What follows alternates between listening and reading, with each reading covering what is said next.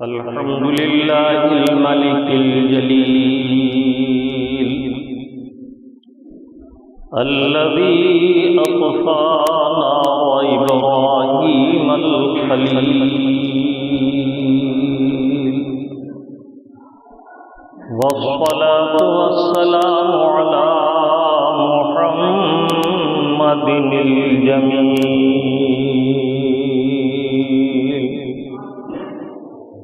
وعلى آله وصحابه الذين فازوا بالأجر الجزيل فقد قال الله تعالى في كتابه الذي ليس له عديل وفيه خطابه النبيل أما بعد فأعوذ بالله من الشيطان الرجيم بسم الله الرحمن الرحيم الرحمن علم القرآن خلق الإنسان علمه البيان صدق الله المولانا العظيم وصدق رسوله النبي الأمين الكريم ونحن على ذلك ما قال من الشاهدين والشاكرين والحمد لله رب العالمين۔ سب سے پہلے انتہائی ادب و محبت کے ساتھ آقائے کونین نبی دارین رحمت للعالمین شفیع المذنبین سرور العالمین طٰہٰ و یاسین احمد مجتبیٰ روحی فدا محمد مصطفیٰ صلی اللہ تعالی علیہ وسلم کے دربار پرانوار میں درود پاک کی نظر محبت پیش کیجیے۔ صلی اللہ علی النبی الأمی وآلہ صلی اللہ علیہ وسلم صلاۃ و سلام علیک یا سیدی یا رسول اللہ وعلی آلک و اصحابک یا حبیب اللہ۔ ایک مرتبہ والہانہ انداز میں دہرائیں صلی اللہ علی النبی الأمی وآلہ صلی اللہ علیہ وسلم صلاۃ و سلام علیک یا سیدی یا رسول اللہ۔ بلغ العلا بکمالہ بلغ العلا بکمالہ کشف الدجی بجمالہ حسنت جمیع خصالہ حسنت جمیع خصالہ صلوا علیہ وآلہ۔ حبیبی یا رسول اللہ، تیرا در ہو میرا سر ہو میرا دل ہو تیرا گھر ہو، تیرا در ہو میرا سر ہو میرا دل ہو تیرا گھر ہو، تمنا مختصر سی ہے مگر تمہید طولانی۔ یا رسول اللہ، فرش والے تیری شوکت کا علو کیا جانے، فرش والے تیری شوکت کا علو کیا جانے، خسرواٹ پہ اڑتا ہے پھریرا تیرا۔ درود پاک پھر دہرائیں صلی اللہ علی النبی الأمی وآلہ صلی اللہ علیہ وسلم صلاۃ و سلام علیک یا سیدی یا رسول اللہ وعلی آلک و اصحابک یا سیدی یا حبیب اللہ۔ 27ویں پارے سورہ رحمان کی پہلی آیت بینہ تلاوت کرنے کا شرف حاصل کیا۔ کچھ دیر اس آیت پاک سے اقتصاد فیض کریں گے۔ اللہ رب العزت مجھے اور آپ کو حق کہنے، ہم سننے اور ہم پر استقامت کے ساتھ عمل کی توفیق عطا فرمائے۔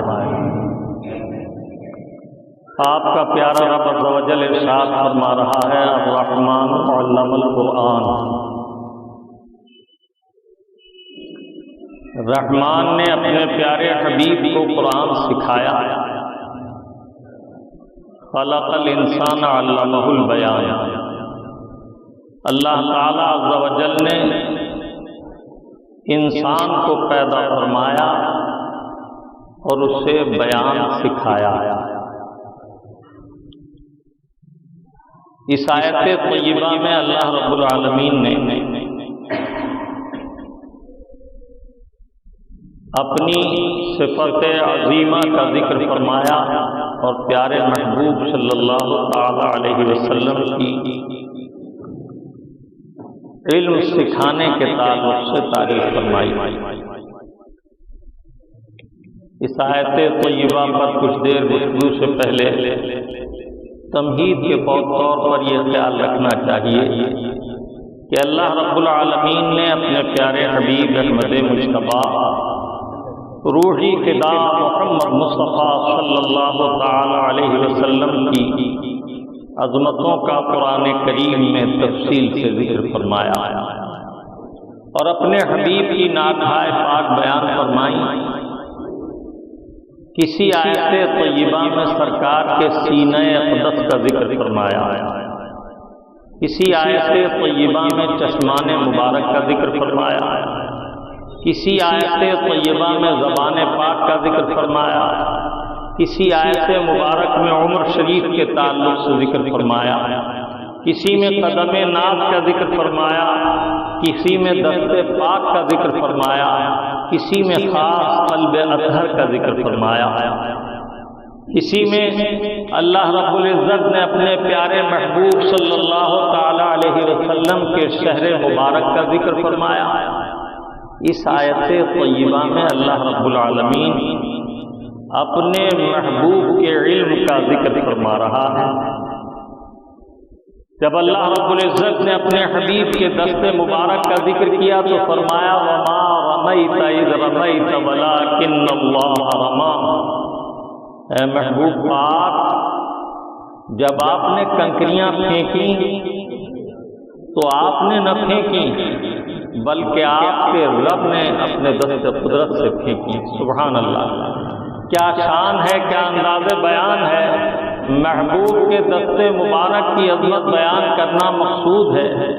اگر یہ فرمایا جاتا کہ اے محبوب ہم نے اپنے دست پاک سے کنکریاں پھینکی تو منافقین کہتے کہ رب تعالیٰ نے پھینکی۔ حضور کی اس میں کیا عظمت، سرکار سے اسے کیا نسبت۔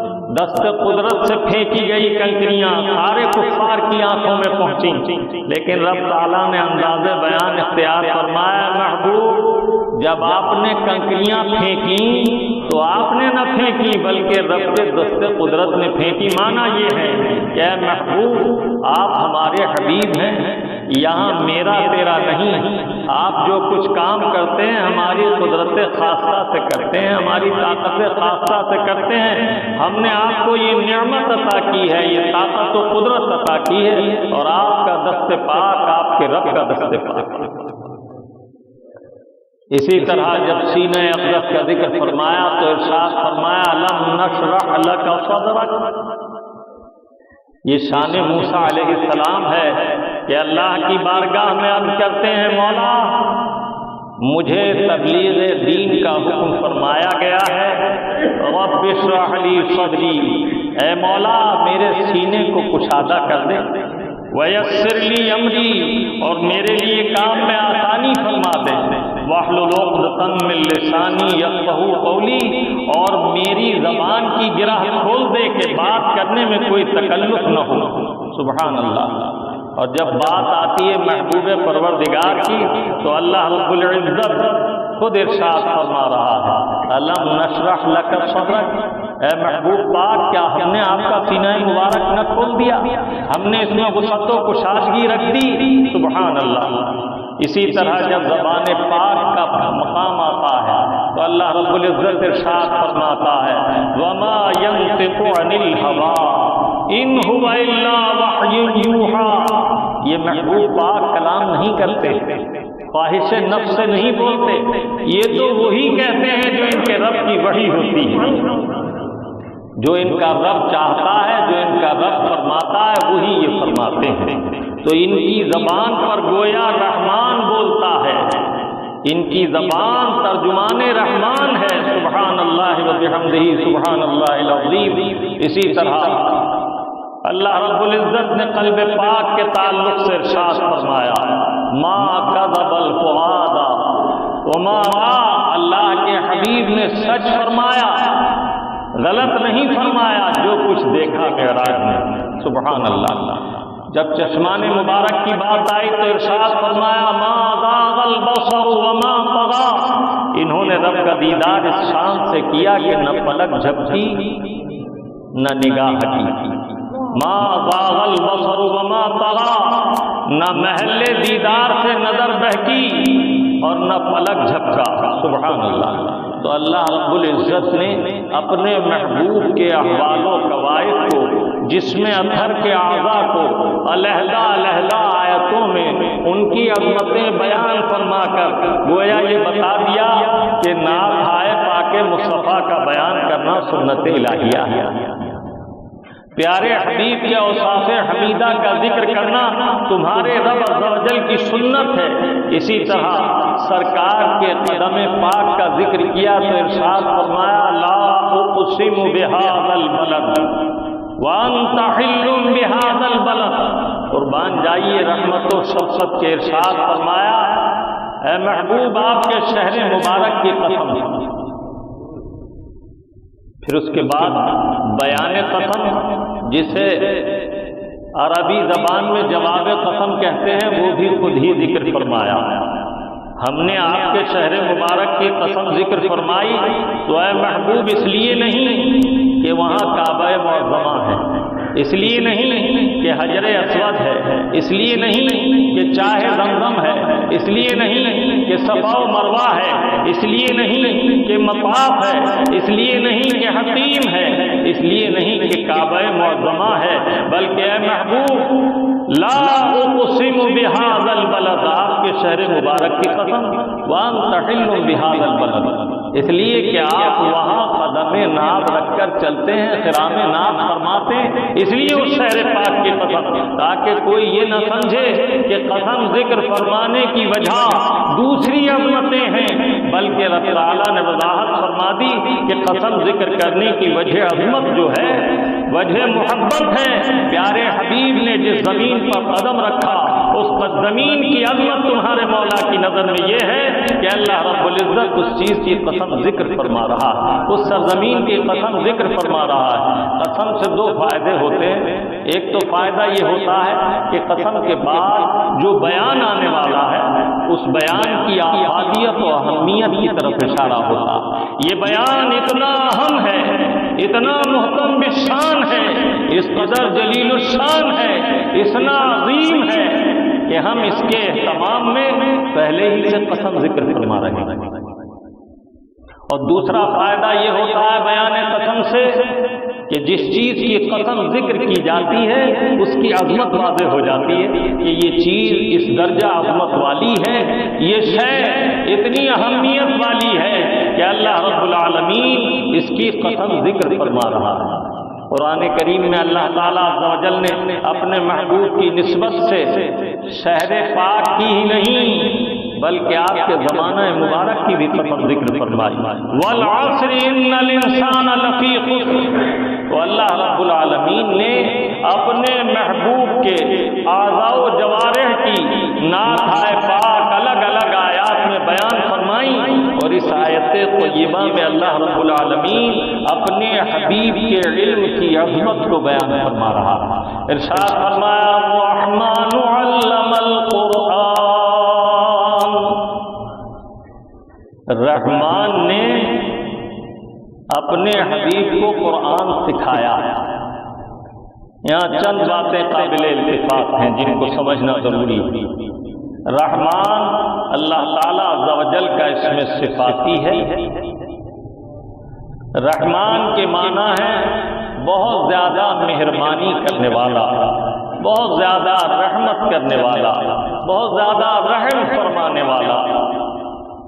اس کے علاوہ بھی اور بہت سے اسماء صفات ہیں، لیکن یہاں رحمان ذکر فرمایا۔ رحیم کے معنی بھی رحمت والا، الرحمن رحمتن سے بنا ہے، مہربان، رحمت فرمانے والا۔ فرق یہ ہے کہ رحیم کے معنی بھی رحمت کرنے والے، مہربانی کرنے والے، رحم فرمانے والے کے ہیں، اور رحمان کے معنی بھی مہربانی کرنے والے، رحم فرمانے والے کے ہیں، لیکن رحیم سے رحمان میں زیادہ عموم ہے۔ رحمان عمومیت کے ساتھ مہربانی کرنے والا، سب کو مہربان، سب پر مہربان، سب کے لیے رحمت کرنے والا، تو اللہ تبارک و تعالی عز و جل تمام بندوں کو اپنی نعمتیں عطا کرتا ہے بلا اس فرق کے کہ وہ مومن ہیں یا غیر مومن ہیں۔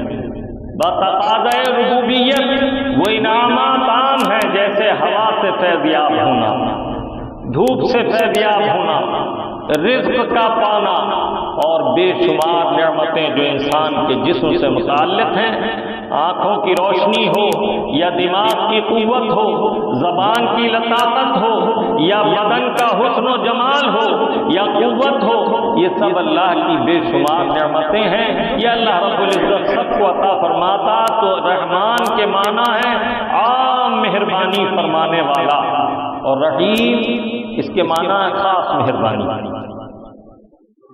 اب عام و خاص میں بھی یہ فرق ہے کہ اللہ رب العزت ہر جگہ ہر وقت مہربانی فرمانے والا ہے، رحمان کے معنی یہ ہے، اور رحیم کے معنی یہ ہے کہ اپنے بندوں پر خاص خاص مقامات پر خاص خاص انعام فرمانے والا۔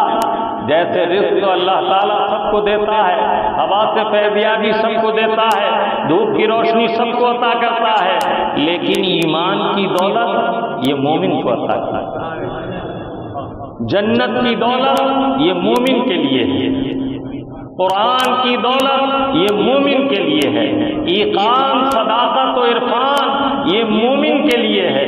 تو خاص نعمتیں، تو رحمان کے معنی ہے دونوں جہان میں مہربانی کرنے والا، اور رحیم کے معنی ہے دنیا اور آخرت میں خاص خاص مہربانیاں خاص لوگوں کے ساتھ فرمانے والا۔ سبحان اللہ و بحمدہ، سبحان اللہ العظیم۔ اللہ رب العالمین مومنین کے لیے رحیم ہے اور رحمان ہے، اور علی العموم اپنے تمام بندوں کے لیے وہ رحمان ہے۔ اب یہاں اللہ تعالیٰ عز و جل نے صفت رحمان والا نام کیوں ذکر فرمایا؟ سبحان اللہ، یہاں ذکر ہو رہا ہے محبوب کو علم عطا کرنے کا، اور علم عطا کرنے میں جو استاد شفیق اور مہربان ہوتا ہے وہ شاگرد کو بہت آسانی سے اچھا علم سکھاتا ہے۔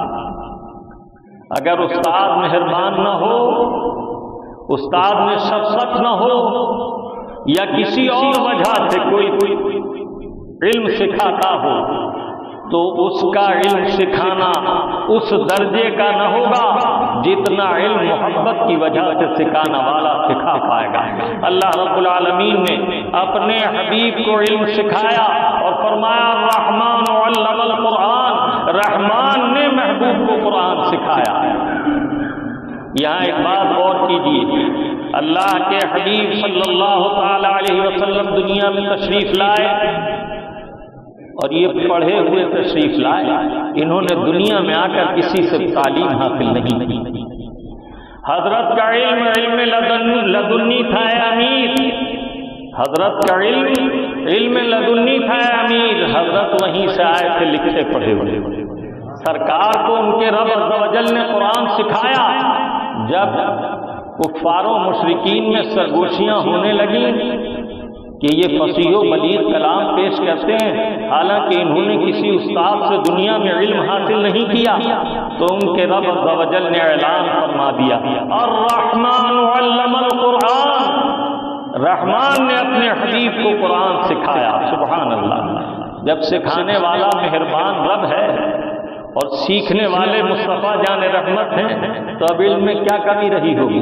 آگے ارشاد فرمایا الرحمن علم القرآن، سکھایا قرآن، یہاں علمہ بھی قابل اتفاق، ایک ہے اعلام، ایک ہے تعلیم۔ ذہن حاضر رکھیے، کوئی دقت نہ ہوگی، بات انشاءاللہ دل نشین ہوگی، ذہن نشین ہوگی۔ ایک ہے اعلام، ایک ہے تعلیم۔ اعلام یہ ہے جیسے علماء وعظ کی مجلس میں علم بیان کرتے ہیں اور سامعین سنتے ہیں، جس کو جس قدر یاد رہا نہ رہا تو کوئی مواخذہ نہیں، تو اسے کہتے ہیں اعلام۔ دسیوں مسائل سماعت میں آئے لیکن کوئی یاد رہا، کوئی ذہن سے نکل گیا، یہ اعلام ہے۔ اور تعلیم علامہ کسے کہتے ہیں؟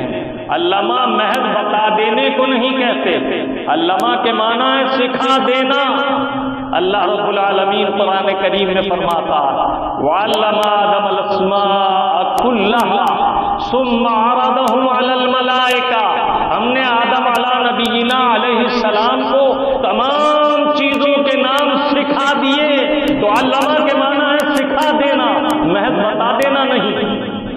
بتاتا تو استاد بہت کچھ ہے، لیکن کلاس کے طلباء کا رزلٹ جداگانہ ہوتا ہے، کوئی امتیازی پاس ہوتا ہے، کوئی فرسٹ پاس ہوتا ہے، کوئی سیکنڈ پاس ہوتا ہے، کوئی تھرڈ ہی کے درجے میں رہ جاتا ہے، اور کوئی وہ ہوتا ہے جو فیل ہو جاتا ہے۔ اب استاد کی نہ تنخواہ کاٹی جاتی ہے کالجوں میں، یونیورسٹیز میں، نہ ان سے مواخذہ کیا جاتا ہے کہ یہ فیل ہونے والا فیل کیوں ہو گیا، اس لیے کہ انہوں نے اپنا حق ادا کیا تعلیم سکھانے کا، انہوں نے حفظ نہ کیا، انہوں نے یاد نہ کیا، تو اس کا قصور نہیں، قصور لینے والے کا۔ سورج ایک سا چمکتا دمکتا ہے، ہر مٹی اپنی صلاحیت کے اعتبار سے، اس کی کرنوں سے، اس کی شعاؤں سے اکتساب فیض کرتی ہے۔ کہیں کھلیان میں ناج پکتا ہے، کہیں باغوں میں پھل پکتے ہیں، اور کہیں سمندر کی گہرائی میں موتی تیار ہوتے ہیں، مرجان تیار ہوتا ہے، اور کہیں پہاڑوں کے غار میں لال بدخشاں تیار ہوتا ہے، لال رومانی تیار ہوتا ہے، اور یہ ایسا روشن و منور ہوتا ہے کہ دیکھنے والے کی نگاہوں کو خیرہ کرتا ہے۔ معلوم ہوا سورج کی شعاعیں یکساں ہیں، لیکن فیض کو اخذ کرنے والوں کی کیفیتیں مختلف ہیں۔ بلا تشبیہ استاد پڑھاتا اور سکھاتا ہے، لیکن سیکھنے والا اپنے عقل اور صلاحیت کے اعتبار سے سیکھتا ہے۔ تو میں اب کر رہا تھا کہ ایک ہے اعلام، بتانا، اعلان کرنا، تعلیم کرنا، اور ایک ہے علامہ، تعلیم۔ تعلیم جب دی جاتی ہے تو سکھانے کا اعتبار کیا جاتا ہے، بار بار معلوم کیا جاتا ہے، سبق کو سنا جاتا ہے، پچھلے کو دہرایا جاتا ہے، تو اسے کہتے ہیں سکھانا۔ رب تعالیٰ ارشاد فرما رہا ہے الرحمن علم القرآن، محبوب نے قرآن سکھایا، جیسے ارشاد فرمایا وعلم آدم الاسماء كلها، ہم نے آدم علیہ السلام کو سب چیزوں کے نام سکھا دیے۔ ثم عرضهم على الملائکہ، اس کے بعد فرشتوں پر پیش کیا، اور اللہ تعالیٰ عز و جل نے فرمایا پھر کیا انبئونی باسماء ہؤلاء، تم بتاؤ ان چیزوں کے نام، بیان کرو۔ تو انباء اور اعلام، خبر دینا، بیان کر دینا، یہ تعلیم کے درجے کو نہیں پہنچتا، اور علامہ سکھا دینے کو درجے کو پہنچتا ہے۔ رب تعالیٰ حضرت خضر علیہ السلام کے بارے میں ارشاد فرماتا ہے وَعَلَّمْنَاهُ مِن لَّدُنَّا عِلْمًا، ہم نے انہیں سکھا دیا اپنی قدرت کاملہ سے علم لدنی۔ انہوں نے دنیا میں آ کر نہیں سیکھا، ان کے رب نے انہیں سکھا کر بھیجا۔ تو یہاں ارشاد ہوا الرحمن علم القرآن، رب تعالیٰ نے اپنے محبوب کو قرآن سکھایا۔ اب علامہ کو اور رحمان کو آپ نے سمجھا، اب قرآن کو سمجھیے۔ قرآن کیا ہے؟ قرآن کے معنی ہے مجموعہ علوم، سارے علوم کو جمع کر دینا۔ قرآن کے معنی ہے ملانا، جمع کرنا، ایک کر دینا۔ اللہ تعالیٰ نے قرآن کریم میں اولین و آخرین کے علوم کو جمع فرما دیا۔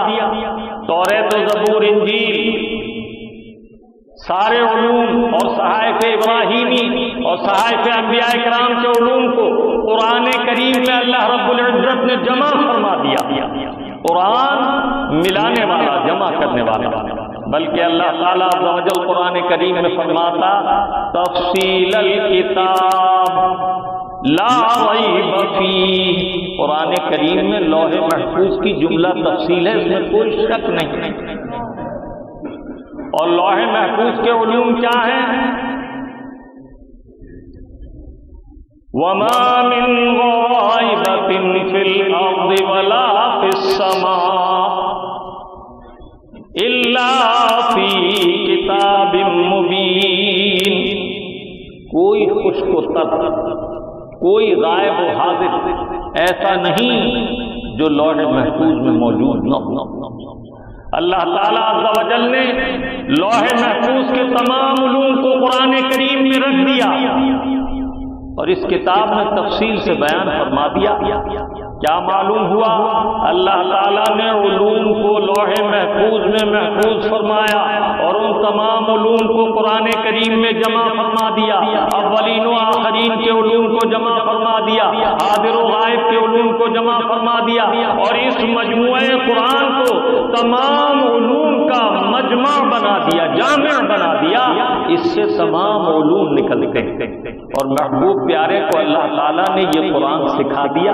کیا معنی ہوئے کہ اللہ تعالیٰ نے اپنے حبیب کو ظاہر و باطن کا علم سکھا دیا، لوح محفوظ کا علم سکھا دیا، عیاں و نہاں کا علم سکھا دیا، حاضر و غائب کا علم سکھا دیا، اولین و آخرین کے جتنے علوم تھے سب کتاب مبین کے ذریعے حضور کو سکھا دیا۔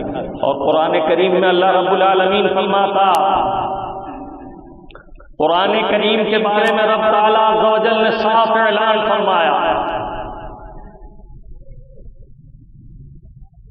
کوئی خشک و تر ایسا نہیں، ولا رطب ولا یابس الا فی کتاب مبین، کوئی خشک و تر ایسا نہیں جسے ہم نے اس جامع کتاب میں جمع نہ کر دیا۔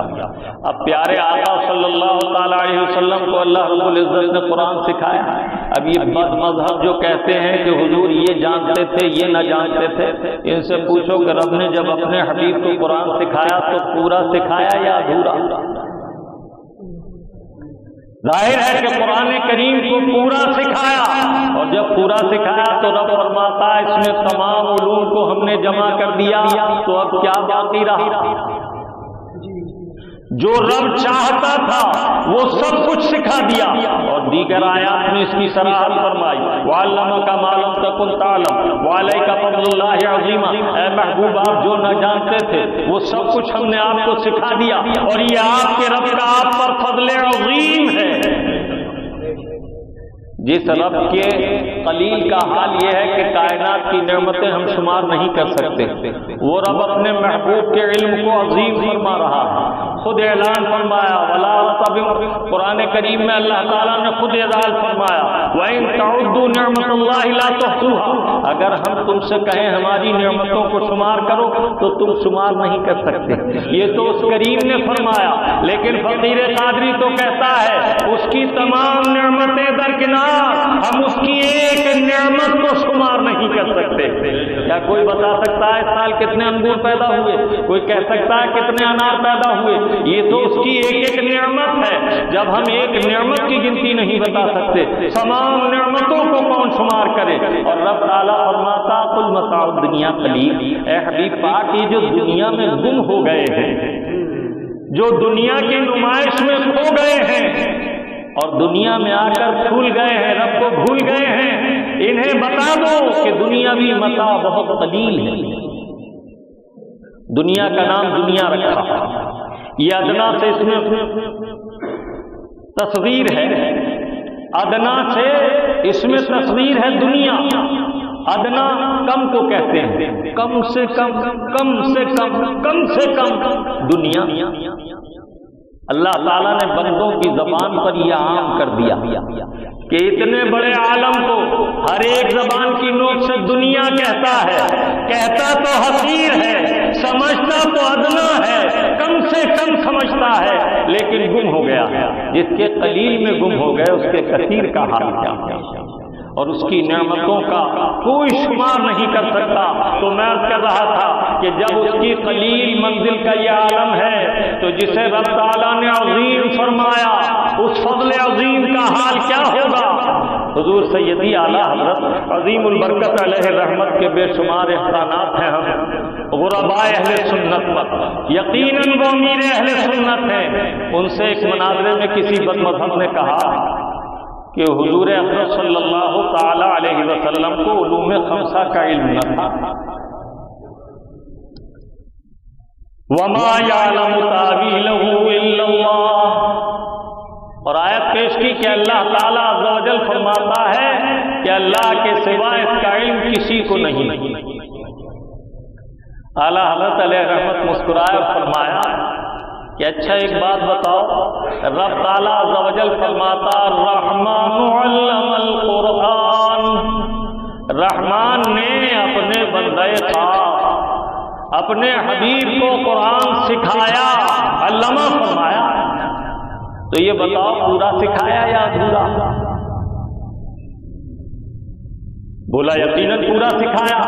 تو آپ نے فرمایا اللہ رب العزت دوسرے مقام پر ارشاد فرماتا وما رطب ولا یابس الا فی کتاب مبین، کوئی رطب و یابس، کوئی ذرہ، کوئی قطرہ ایسا نہیں جو قرآن میں موجود نہ ہو۔ تو بتاؤ علوم خمسہ کا استثناء کہاں رہا؟ اللہ تعالیٰ عز و جل جو جانتا ہے اس علوم کو وہی اپنے حبیب کو سکھا رہا۔ پھر آپ نے فرمایا سنو، یہ اصول یاد رکھیے، بڑی پیاری بات فرمائی۔ آپ نے فرمایا کہ علم حاصل کرنے میں اور علم عطا کرنے میں چند باتیں قابل اتفاق ہیں۔ ایک تو یہ کہ استاد کامل ہو، کتاب کامل ہو، مکمل ہو، دو باتیں ہو گئی۔ استاد شفیق ہو، مہربان ہو، مہربانی کی وجہ سے سب کچھ سکھائے گا، ہے نا؟ اور سیکھنے والا شاگرد ناقص نہ ہو، کامل ہو۔ اب اللہ تعالیٰ عز و جل استاد ہے، بتاؤ اللہ کیا نہیں جانتا، کامل ہے یا نہیں؟ کہا بے شک کامل۔ فرمایا الرحمن علم القرآن، اللہ مہربان نے سکھایا اپنے حبیب کو قرآن۔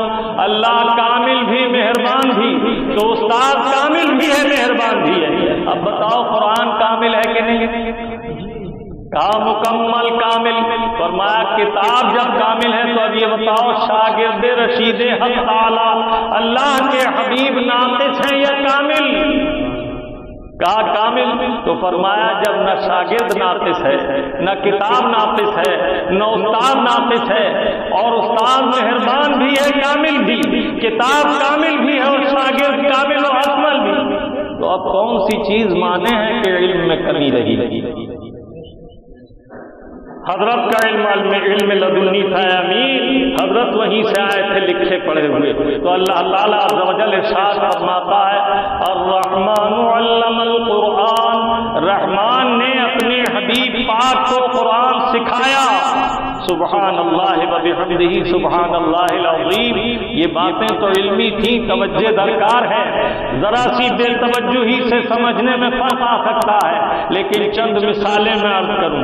اللہ کے محبوب کی بارگاہ میں حضرت سیدنا عبداللہ ابن عباس، یہ حضرت عباس رضی اللہ تعالیٰ میرے آقا کے چچا تھے، سرکار ان سے بڑی محبت فرمایا کرتے تھے، اور ان کے صاحبزادے حضرت عبداللہ بھی بڑے مہربان، سرکار ان سے بھی بڑی محبت فرماتے۔ ایک روز بارگاہ مصطفیٰ میں حاضر آئے، یا رسول اللہ میرے علم قرآنی کے لیے دعا فرما دیں۔ ایک روایت میں ہے کہ میرے آقا نے انہیں سینے سے چپٹا کر دعا فرمائی، اور ایک روایت میں ہے کہ دست پاک اٹھا دیے، کیا دعا فرمائی؟ اللہم علمناہ القرآن وتاویلہ، اے اللہ انہیں قرآن کریم سکھا دے اور علم تفسیر سکھا دے۔ اللہ تعالیٰ عز و جل نے کیسا تفسیر کا علم دیا، میرے آقا خود جلوہ فرما ہوتے اور ان سے بیان تفسیر کرا۔ اے عبداللہ اس آیت کی تفسیر بیان کرو، سبحان اللہ، اور میرے آقا مسرت کا اظہار فرماتے۔ اب انہوں نے حضور سے علم سیکھا تو کیا فرماتے ہیں؟ ایک روز ایک شخص ایک سوال کے بارے میں پریشان تھا، کسی نے ان کی طرف رہنمائی کی، وہ ان کی بارگاہ میں حاضر ہوا، سوال پورا ہوا تو جواب مل گیا۔ سبحان اللہ۔ ایک روز برسبیل مجلس ارشاد فرمایا لو ضاعلی ابطال بعیری فوجدته فی القرآن العظیم، اگر میرے اونٹ کی نکیل گم ہو جائے تو میں اسے قرآن کریم سے پا لوں گا۔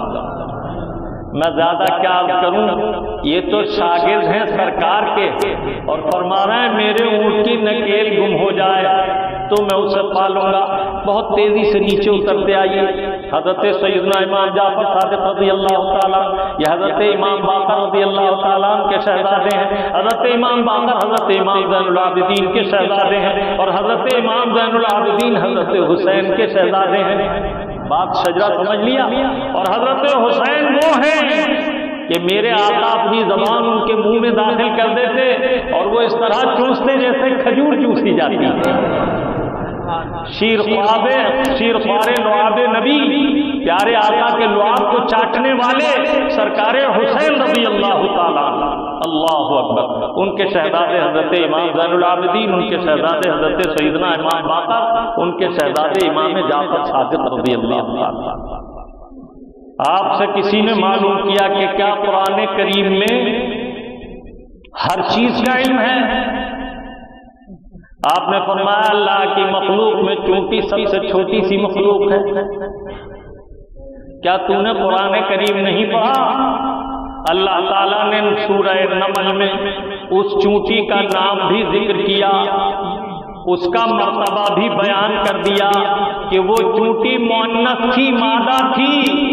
اور وہ چونٹی جس نے اعلان کیا تھا کہ چونٹیوں اپنے گھروں میں داخل ہو جاؤ، اس کا نام طاخیہ تھا. وہ دو پیروں پر اٹھ کر اعلان کر رہی تھی. قرآن کریم نے سورہ نمل میں اس کا ذکر فرمایا، اور حضرت سلیمان علیہ السلام نے دور سے اسے سنا فَتَبَسَّمَ ضَاحِكًا، تو آپ مسکرا دیے، ہنسے، ایسے ہنسے کہ آپ کے نوک والے دانت ظاہر ہو گئے. جب معلوم کیا کیوں مسکرایا آپ اس وقت صحابہ نے، تو آپ نے فرمایا اللہ تعالیٰ کے لیے حمد ہے جس نے میری بادشاہت قائم کی، اور اس کا یہ مقام ہے کہ ایک چونٹی وادی نمل میں جو یہاں سے ابھی میلوں دور ہے، ایک روایت میں کہ 9 فرسخ پر تھی، فرمایا وہ اعلان کر رہی کہ ان چونٹیوں گھروں میں داخل ہو جاؤ، کہیں ایسا نہ ہو کہ بے خبری میں سلیمان علیہ السلام کا لشکر تمہیں کچل ڈالے.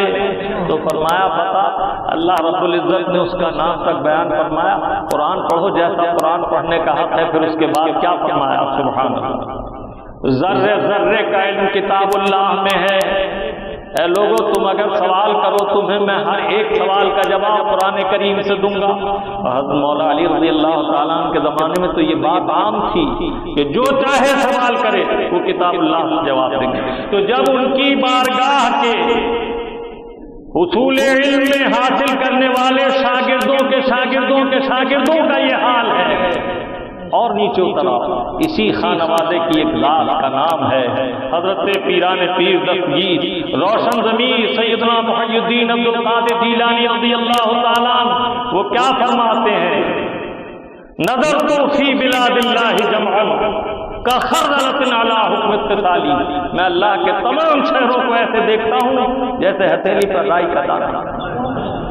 اور ان کے علوم، ان کا علم قرآنی وَلَوْ أَلْقَيْتُ السِّرِّ فَوْقَ مَيْتٍ لَقَامَ بِقُدْرَةِ الْمَوْلَى تَعَالَى. اگر میں مردے پر اپنے علم اور اپنے اسرار کو انڈیل دوں تو اللہ کے حکم سے اٹھ کر زندہ کھڑا ہو جائے گا. وَلَوْ أَلْقَيْتُ سِرِّي فِي بِحَارٍ لَصَارَ الْكُلُّ غَوْرًا فِي الزَّوَالِ. اور اگر میں اپنے علوم کے اسرار کو سمندر پر انڈیلوں تو اسی وقت خشک ہو کر خاک کے ذروں میں اڑنے لگے. الرحمن علم القرآن.